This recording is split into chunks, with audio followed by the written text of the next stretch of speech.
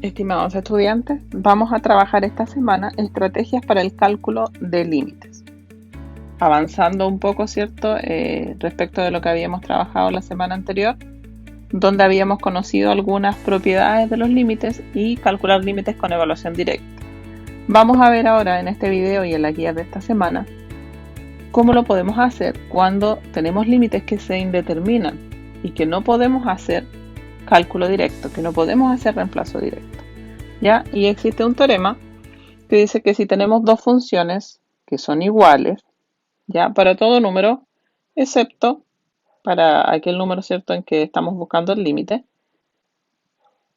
si existe el límite de la función g, cuando el x se aproxima al número c, entonces también existe el límite de la función f de x y estos límites pasan a ser iguales. ¿Qué nos permite ese teorema? Ese teorema permite que si tenemos eso que calcular el límite cuando x tiende a 1 de la función que está ahí, ¿ya? Nosotros sabemos que si aplicamos reemplazo directo, la función se indetermina. Entonces, ¿qué vamos a hacer? Vamos a buscar otra función que sea igual a esta, ¿cierto? En todo número, excepto en el 1, porque esta función no existe en 1. Entonces, si buscamos una semejante, van a ser iguales en todo su dominio, excepto en el 1, ¿cierto? Y vamos a calcular el límite de esa función y va a ser igual al límite de esta otra. Entonces, acá tenemos una función que es f de x igual a x cubo menos 1 dividido en x menos 1, ¿ya? Si nosotros aplicamos procedimientos algebraicos en esta función, que no alteren la función, sino que nos permitan escribirla de otra forma, vamos a encontrar una función que es semejante, que es igual para todos los valores de x, excepto en este punto. Luego calculamos el límite en esa función y según el teorema los límites van a ser iguales y así vamos a ir haciendo el cálculo. Entonces acá, si ustedes se fijan, tenemos arriba una diferencia de cubos. Aplicamos, ¿cierto?, la factorización de la diferencia de cubos y nos quedaría x menos 1 por x cuadrado más x por 1, que es x, más 1 al cuadrado, que es 1. Eso dividido en x menos 1. Luego, si nosotros simplificamos ahí, nos queda x cuadrado más x más 1. Y esa es otra función, es una función g de x, que es semejante con la anterior, ¿cierto? En todo su dominio excepto en el 1, porque esta función en el 1 se indetermina, en el 1 no existe.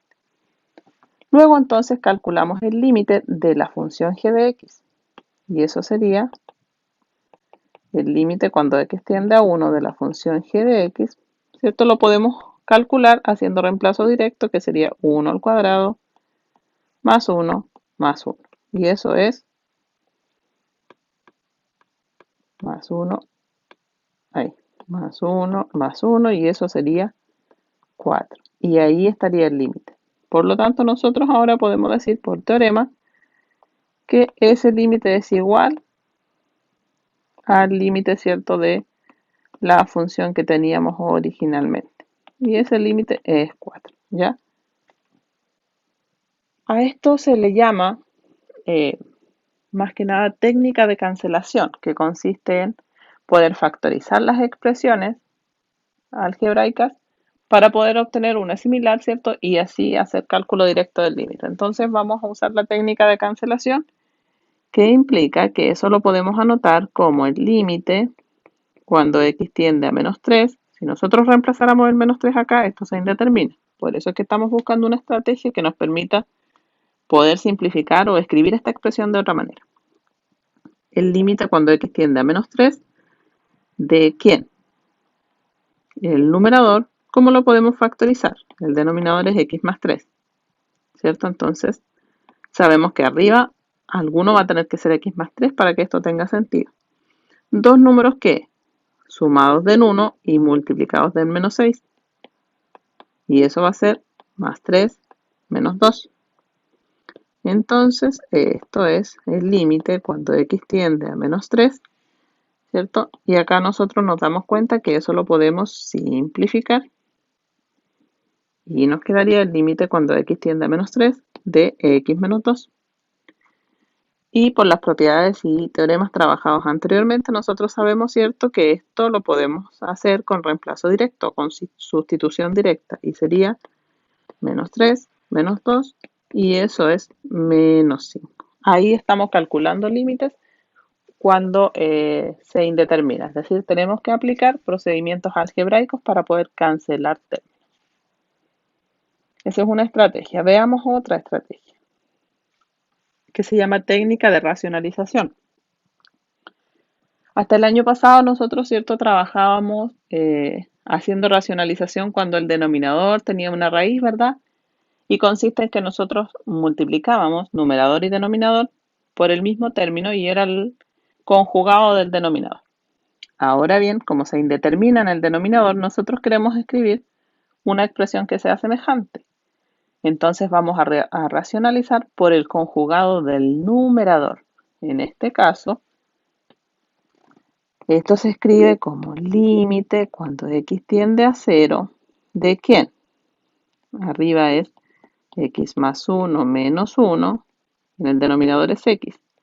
¿Cuál es el conjugado del numerador? Siempre el conjugado, ¿cierto? Son los mismos términos, pero con signo contrario para poder obtener una suma por diferencia. Y multiplicamos arriba y abajo, numerador y denominador, por el mismo término. Entonces lo que estamos haciendo es multiplicando por 1. No estamos cambiando en sí, si esto fuera un número no estaríamos alterándolo, solo que lo estamos escribiendo de otra forma. Y eso sería igual a decir el límite cuando x tiende a 0.